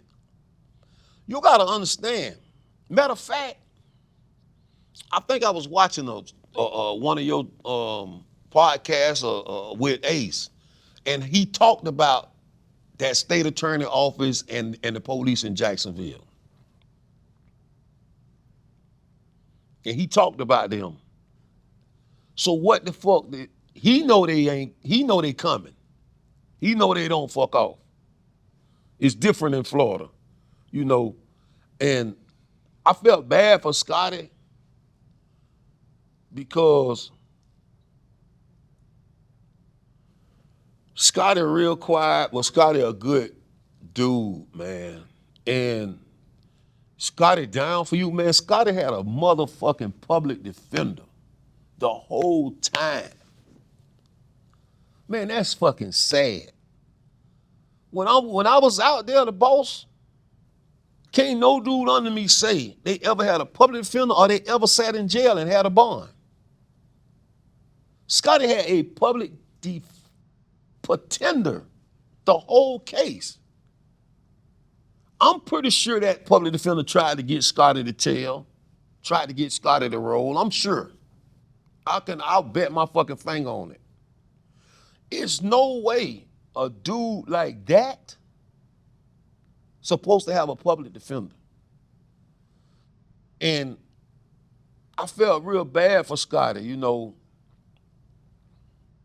And I felt terrible for Queso because he had done grow up so much over these 5 years until I seen him becoming a man, and in this situation, he becoming a man in jail. And it hurt me when I seen him, you know. And when the trial came and they brought me back to the jail, they kind of slipped and they put me right next door to Queso. And when I was coming by, I was looking at him, but he wouldn't look back at me. And I wanted to tell him right then, man, stop this motherfucking trial. Don't do this. You know, because, okay, say he go in there and say he would have went in there and admitted to the murder. Got 30 years. It's gonna take you 30 years fighting on an appeal. I got homeboys right now, got life sentences, been fighting for 30-something years. The only good thing about Ksoo's situation now is he got my feet on the ground. Well, based on your cooperation, you got time served, which is around 1,898 days. Right. So you sat in jail for what, close to 5 years? I sat in jail for 5 years and 3 months. Yeah. But ultimately, you got let out. Yeah. How did it feel to walk out of that jail cell? You know what, usually when you getting out of jail, man, that shit bittersweet. This motherfucker here wasn't, it was just bitter. It was bitter under the circumstances, you know, that I had to take the sacrifice like that I had to do what I had to do to get out of jail, that I had to go against, you know, my flesh and blood. But at the same time, my flesh and blood didn't stand up for me. You know, and I teach my kids to stand up for each other, to fight for each other, but it's more ways in fighting than physically throwing hands. So you think that if Ksoo had stepped forward and said, look, I'll take a 30-year plea deal, but part of that deal is to let my dad out the situation, they probably would have done it? I know they would have done it. They told me they would have done it. They told me all Ksoo got to do is come in here and get y'all out of here. That's simple. See, why do you think Ksoo took it to trial? Because you see situations like this, you know, for example, Big Meech and Southwest T. They took a 30-year plea deal. They're both out now. Right. Right. And they took the plea deal because if they would have blown trial, it would have been life without parole. Right. Your son decided to, you know, roll the dice, take it to a jury, and ended up getting life without parole when he could have taken a plea deal. That could have been, in the States, it could have been shaved off. 30 years could have become 15, 20 years, some good behavior, whatever else. The laws change. There's a chance. Now, life without parole is a lot harder to overcome. I'm gonna tell you when I think this case got serious to Ksoo. I think that trial started in August. Well, I think this case got serious to Ksoo in July of 2025. Because you gotta think, on his mother's side, his granddaddy know the streets. His granddaddy know the laws and stuff, you know. And Queso and Scotty, they share granddaddies. And nobody say, man, what y'all doing? What is y'all doing? You know, like, somebody's supposed to told them, like, look, man, because they wouldn't listen at me. That's over. It's no way right now you could tell me that Queso's not in jail saying, damn, this is what my daddy was talking about all these years. Damn, this is what it is, you know. You ain't heard Queso say nothing bad about me yet. Yeah, it's a sad situation. I mean, in retrospect, I think the 30-year plea deal made the most sense in this particular situation. Of course. I mean, yeah. You got to think about it. Okay, look at on the other case I had with the white guy on the bicycle. Them motherfuckers took 30 years with a smile. They took 30 with a smile, and they happy with that 30. Well, because Queso's still facing the Adrian Gaynor Jr., aka Bibby murder case from February 25th, 2019. That's still ongoing. So depending on how that goes, I don't know whether they're gonna go forward with it and just run it concurrently if he gets found guilty. But at this point, he's doing life without parole. So regardless of the outcome, at this point, it doesn't really matter. Shit, it matter. It matter because at this point, I don't think it's either gonna be win in trial or drop it. See, Queso lawyer made this case personal for him and the prosecutors. They played a lot of games at first. They made these old comical books and sent them to the state attorney office, and I wouldn't have, me personally, if I had to choose, I wouldn't have never used that fucking dude that Queso had. He was a joke, the Costa dude. I would have had that little bulldog ass lady he had. That little bitch called me a sperm donor too. I didn't like that. And I would have used the lady. She was a bulldog. She fucking broke me down in the deposition. I'll give her that much. She broke me down. The guy, he was a joke. He ain't like that. I did my homework on his office. He's not like that. You know, when I hire a lawyer, I do interviews just like if I come to you to get a job and you're gonna do an interview on me, we're gonna sit down and I'm gonna do my work on him. You know, he wasn't like that. Well, ultimately, you get let out, and you're wearing an ankle monitor right now? Right now. So you're on parole, or? No, I'm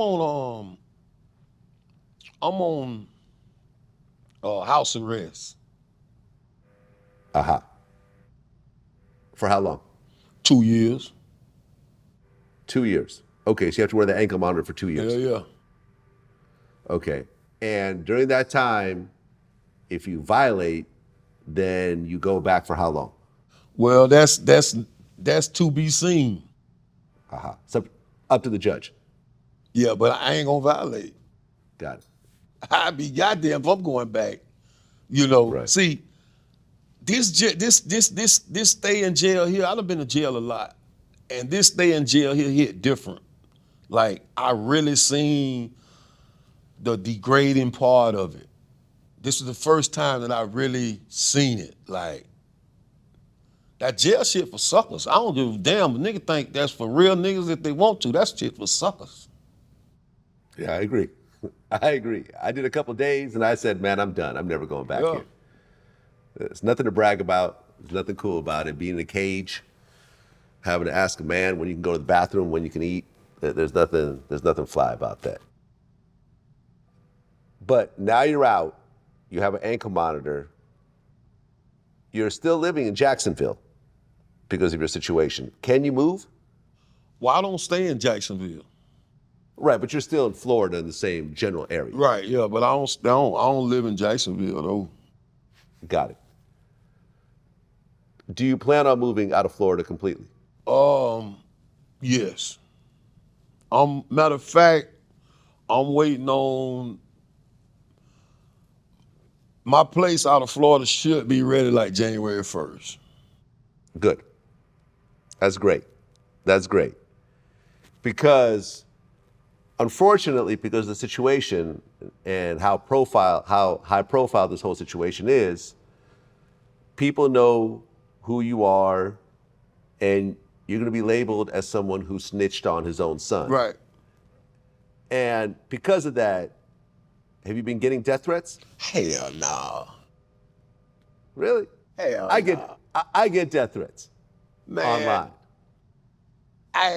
Well, if you want to consider a stranger online saying he'll be dead by this week, he'll be this, he'll be that, man, them guys are hilarious, man. Like, Right. if Yeah, I get those all the that's time. considered a death threat, then, but for somebody, man, listen, it's been a war over my soul since the day I was born, God versus the devil. So I ain't really moved by what people saying or what people saying they gonna do. You know, I ain't really moved about that because what just a randomly person's gonna do it? Like, man, these niggas out here the new hoes, man. they, you know, I ain't had, Have you ever had anyone approach you about the situation in a hostile manner? no. Even in jail? Yeah. I got in a couple fights in jail about this. Okay. And I beat some ass too. And there ain't no cap. Everything in jail be recorded. Beat some ass, young dudes too. Ain't no guns in jail. You got them hands and you got them knives. Well, look, Abdul, you took responsibility for what you did, and ultimately you sat in jail for a long time. I think the situation could have worked out a lot differently. I think that Queso should have taken the plea deal and gotten you out. I think it's very easy for everyone who's sitting at home watching Netflix to say, if that was me, I would have not said nothing, and I would have done 100 years, and I would have made sure my son is okay. But realistically, when you look at the situation, had you not cooperated, I think that same thing would have happened with your son blowing trial because of the overwhelming evidence of the situation. Right. So now you don't say anything, you're doing life in prison, and your son is doing the same amount of time. Right? Right. And it's easy to say that when you're sitting back and you could type up stuff, you could say stuff, it's easy. But when you're really sitting in jail and you're facing the rest of your life in prison over a situation that you were thrown into that you had no idea about, because, you know, we had talked about this on the phone the other night.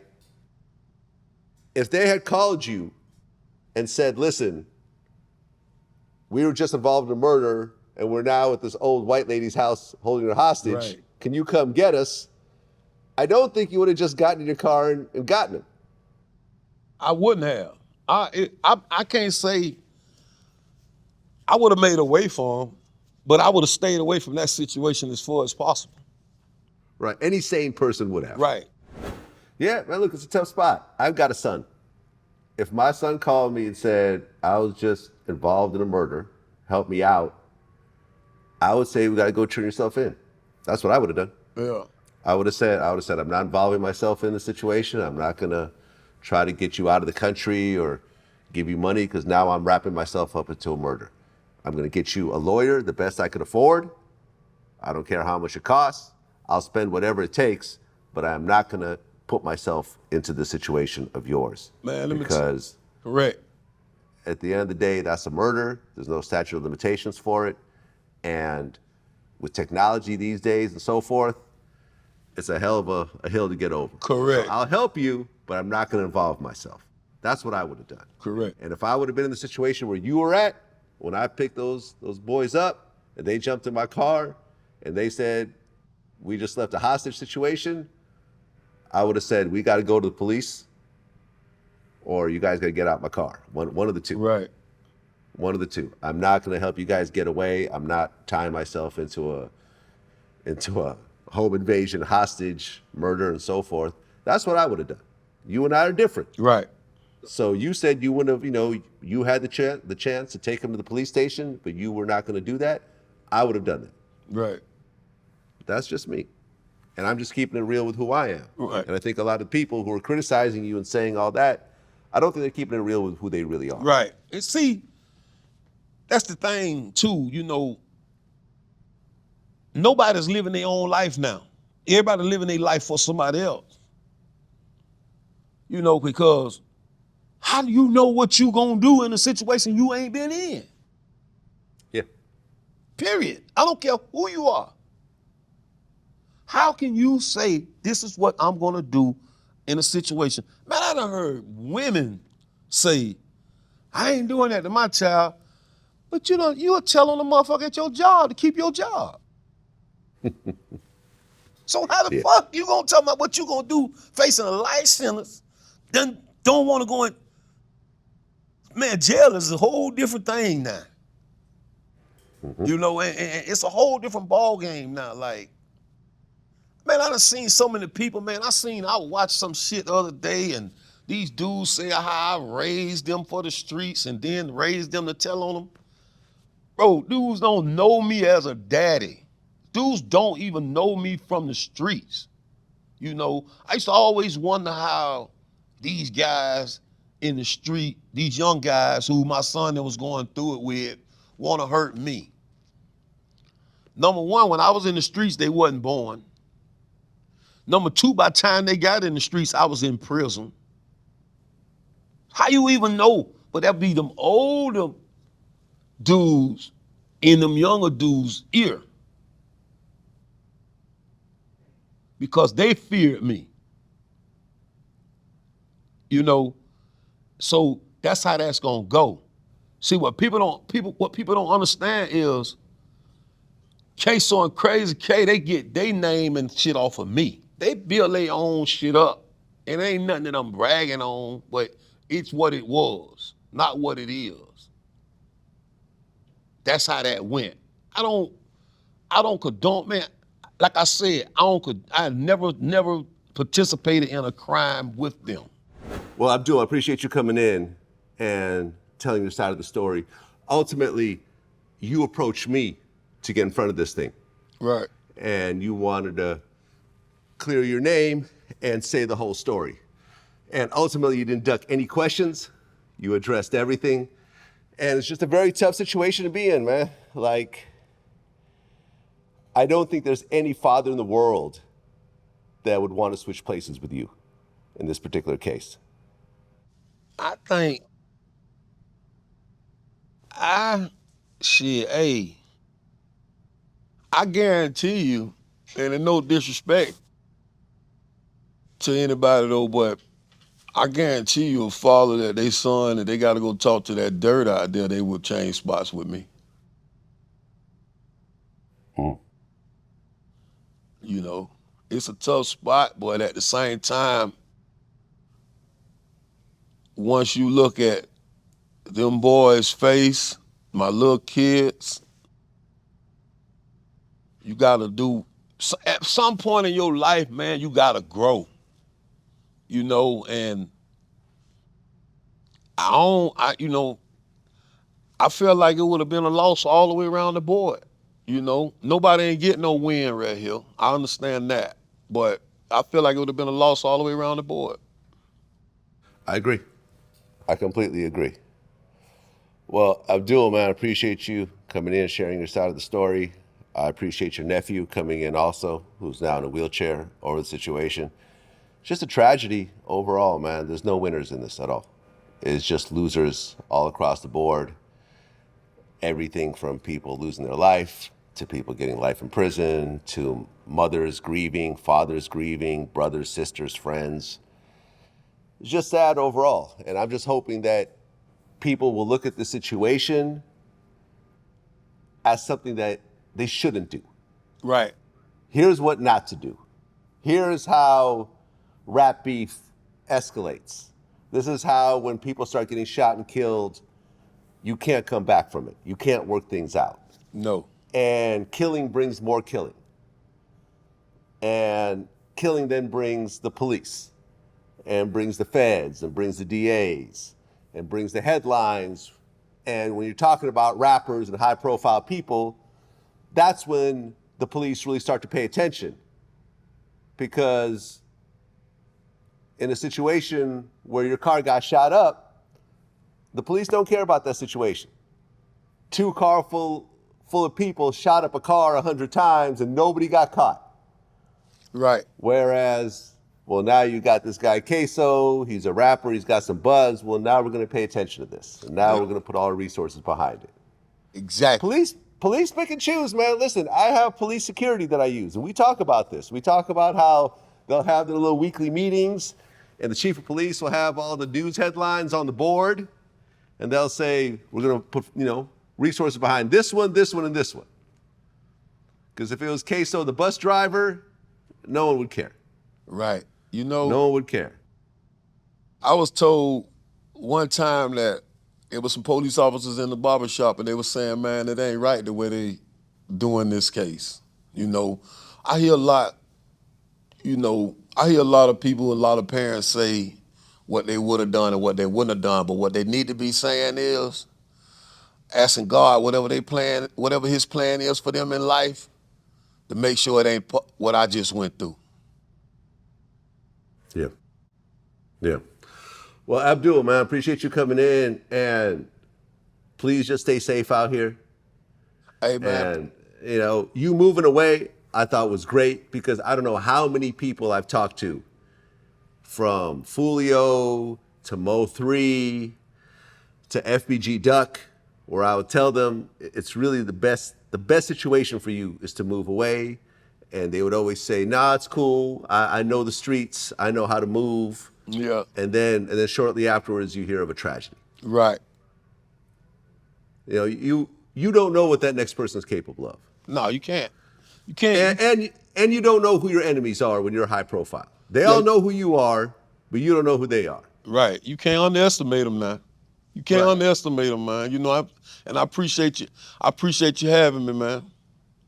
Absolutely, man. I wish you all the best. And like I said, a very tough situation. And we talked in the very beginning, and I said, I understand why you made your choice. I'm not criticizing you for it. I think it was a very tough situation for any person, much less any father, to make. Yeah. And ultimately, you made the decision that you felt was best for the situation. And, you know, at the end of the day, you have to live with it, and you stand on it, and you have more kids to raise, and you have a long life to live, man. And I wish you all the best. Yes, sir. That's what it is. Peace. Hey.